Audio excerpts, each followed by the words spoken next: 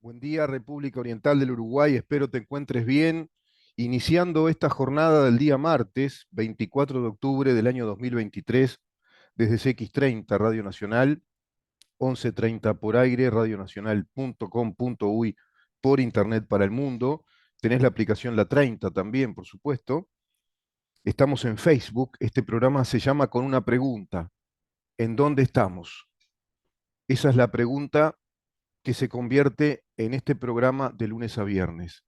¿En dónde estamos? Una pregunta que la podés considerar una petición de principio, una premisa de trabajo periodístico, un punto de partida para tu propio pensamiento acerca de la realidad, de lo que nos circunda, lo que estamos viviendo y lo que nosotros mismos somos dentro de esta realidad, porque somos parte de esa realidad. No es la realidad y nosotros, sino que nosotros integramos la realidad.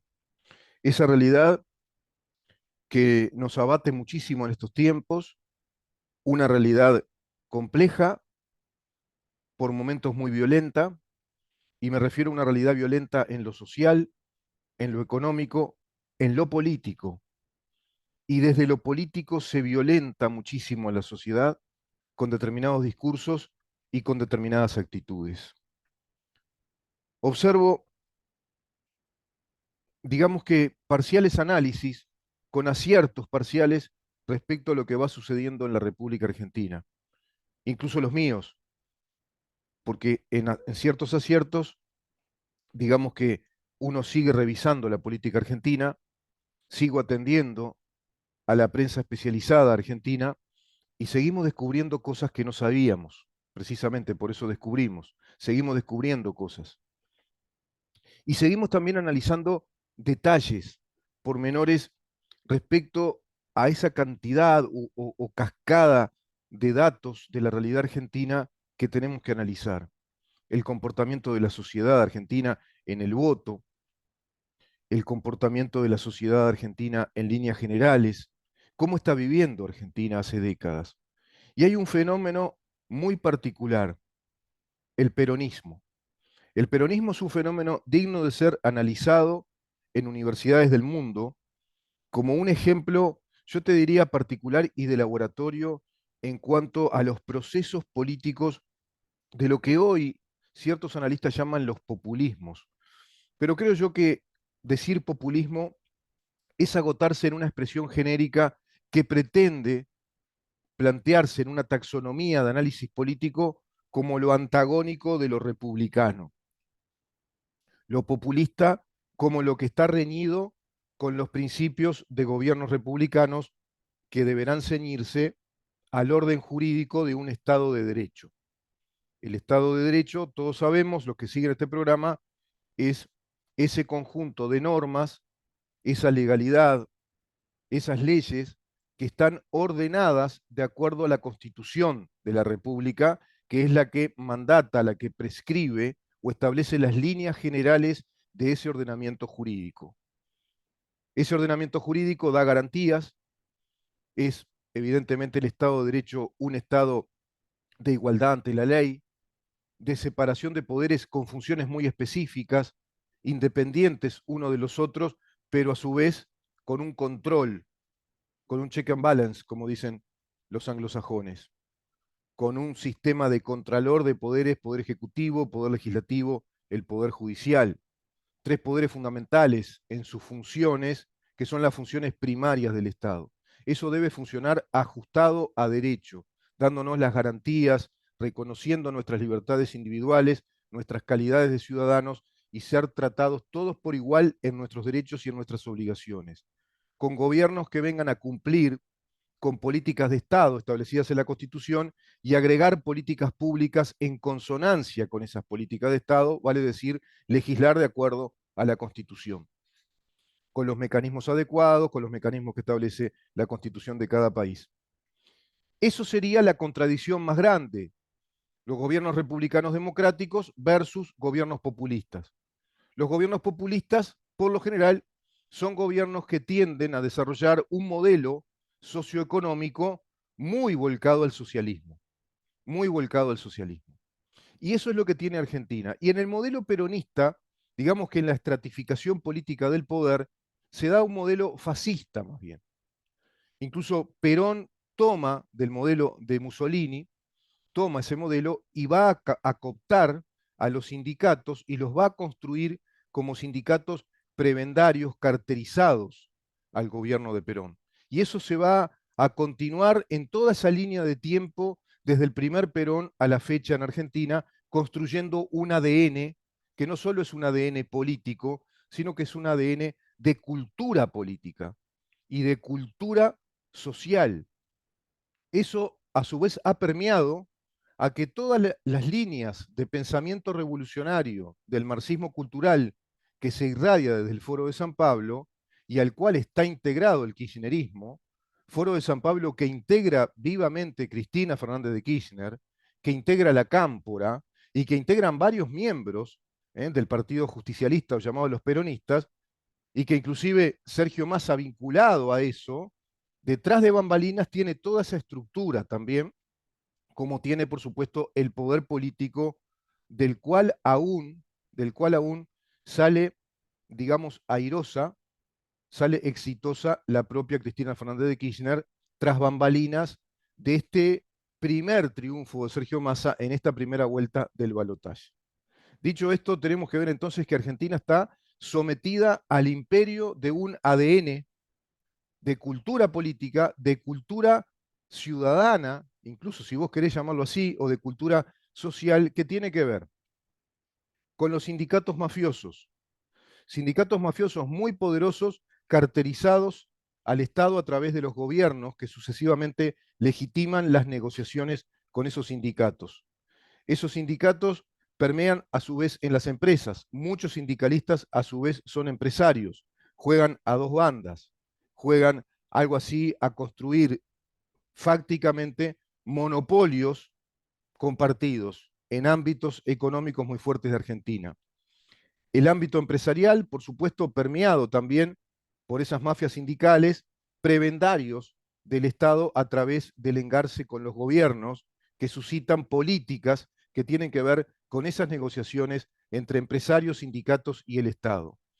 Esos empresarios que provienen muchos de ellos del lavado de dinero, del narcotráfico, que son los propios sindicalistas mafiosos, el sindicalismo de los sindicalistas mafiosos, y los gobiernos que están, bueno, evidentemente enraizados en esa estructura mafiosa que a su vez monta un aparato político gigantesco y hay inclusive un aparato de prensa. Todo eso que se vio ahora. Lo de Sergio Massa no es casualidad, viene hace mucho tiempo. El romperle las papeletas a Milei, a Juntos por el Cambio, el tirar urnas, lo que se está viendo por redes sociales, que abunda, que es impresionante la cantidad de videos testimoniales de las papeletas que se rompen, de las urnas que se sacan, se tiran, que quizá hayan perdido 1,5 puntos, 2 puntos, podría pasar, de votos, tanto Milei como Patricia Bullrich. De todas maneras, deja a un Milei en segundo lugar con un 30% prácticamente, redondeando creo que quedó en un 29,98, o en un 30% lo que votó en las PASO frente a un 36% de Massa. Macri ganó con mucho menos. Macri cuando ganó la presidencia tenía más distancia respecto a a Scioli, perdón. Tenía más distancia y pudo ganar. Se calcula que Milei tiene que remontar unos 20 puntos. Milei plantea una alianza ya, un borrón y cuenta nueva y una alianza con Juntos por el Cambio, pero apunta a su vez a lo que yo les manifestaba ayer a ustedes. Apunta a una alianza con el PRO, con los halcones del PRO precisamente, y apunta a una alianza fuerte de alguna manera. Si bien en su declaración, con una entrevista que le brindó a Jonathan Viale, el periodista de La Nación Más, se mostró muy de acuerdo, inclusive manifestó que estaría muy, no dijo honrado, pero que estaría muy satisfecho y que ni lo dudaría si Patricia Bullrich le acepta el Ministerio de Defensa, por ejemplo, y ubicar a los miembros más importantes, a los referentes más importantes de esos llamados halcones del PRO en su propio gobierno. Tendrá que hacerlo ya pronto, pero noté cierta tibieza en cuanto a enfatizar eso y prácticamente exhortarlos a que lo hagan, a que se decidan hacerlo, porque hay un enemigo en común, el populismo mafioso, corrupto, kirchnerista. el populismo mafioso, corrupto, kirchnerista, que a su vez, con el ombliguismo que le caracteriza a Argentina, con esa argentinidad instalada en la prensa, en los analistas políticos, en los propios políticos y en la opinión pública por lo general, no tienden a ver que hay una situación geopolítica, geoestratégica, que ha penetrado fuertemente en Argentina y que condiciona inclusive esas políticas populistas ya con un cariz fuertemente neomarxista. Eso porque está vinculado todo el camporismo, el kirchnerismo, el sindicalismo mafioso al Foro de San Pablo y a las premisas de un socialismo del siglo XXI. Se sienten por ahí las luchas obreras, las manifestaciones de clase, hay un discurso de clase que atemperó Sergio Massa como un gran encantador, como un gran encantador, como un mago de Hamelin. ¿Qué hace? Plantea un discurso muy oportuno, muy efectivo en esta campaña electoral de gobierno de unidad nacional, planteando que la época de la grieta se terminó, que viene la Argentina de la unidad de todos los argentinos, que viene la Argentina de emprender un país hacia adelante con unidad, con sentimiento de unidad nacional, que no se puede seguir así, que Argentina tiene que unirse, que no se puede vivir desde una grieta. Entonces, ese periodo se terminó, lo viene a manifestar él y lo manifiesta inclusive convocando a los integrantes más importantes de la oposición al oficialismo para que integren un gobierno precisamente de unidad nacional. Él sabe que eso es mentira, él sabe que eso no se va a dar, él sabe que los integrantes de Juntos por el Cambio, como los integrantes de La Libertad Avanza, no se van a integrar a un gobierno de Sergio Massa, que está alineado con todo esto que acabo de decir, con toda esta corrupción que proviene de esa corrupción, que proviene del deterioro, que es el gobierno que deterioró de modo muy grave a Argentina. Es el gobierno que destrozó la economía argentina, es el gobierno que le arrojó 45 millones de pobres, es el gobierno que hoy tiene una inflación entre 140 y 150% por mes. Es el gobierno que está a punto de ver dispararse una hiperinflación. Es el gobierno que le quitó hasta los encajes bancarios al Banco Central. Es el gobierno que ha hecho una brujería económica brutal, destrozando el aparato productivo argentino, destrozando el incremento, por ende, de productividad, el ingreso de divisas, y ha generado endeudamientos. Ahora un nuevo swap con China, donde quedará agarrado a ese país imperial del Partido Comunista que te entrega dinero, te lo entrega en yuans, pero te lo cobra en dólares. Tenés que convertir lo que te prestan, que es una transferencia de un banco central al otro banco central, te dan el dinero y después te cobran altísimos intereses y en dólares. Todo eso no lo dice Massa. Y por ende, él representa un país de la estructura y el sistema de la corrupción. Ahora, eso permeó en la sociedad argentina durante muchas décadas y por ende esa sociedad argentina está enferma. Está enferma porque ha naturalizado la corrupción, el chantaje, la coima y el depender del Estado. Millones de personas en Argentina están convencidas bajo un pensamiento mágico que el Estado todo lo arreglará y que el Estado les tiene que dar, que el Estado les va a pagar, que el Estado les va a conseguir un empleíto. Entonces están naturalizando la cleptocracia, es decir, el acomodo de amigos, de familiares, de militantes políticos. Está absolutamente ideologizada la actividad política de Estado.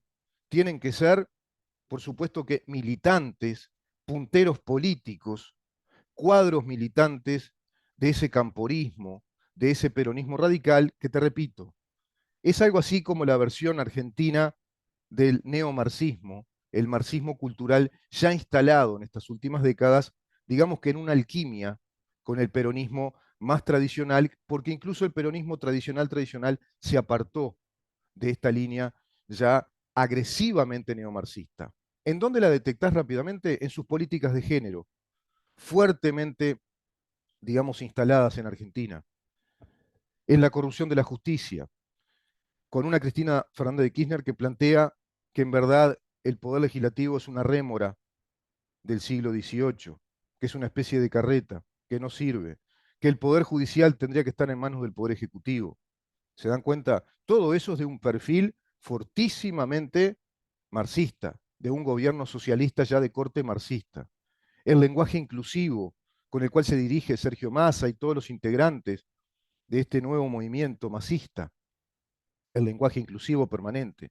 El aparato de prensa al servicio de ese discurso también está planteando una hegemonía mediática que es la que requiere el marxismo y siempre lo hizo en todos sus distintos procesos con distintas características, pero que conllevan el mismo propósito, la misma idea, que es construir un poder político en el Estado, que sea un poder político ideológico, para sostener esa ideología como un estadio cultural, como un estado de cultura social, política, económica, ciudadana, que les va permitiendo el poder, que les va permitiendo sustentar ese poder político.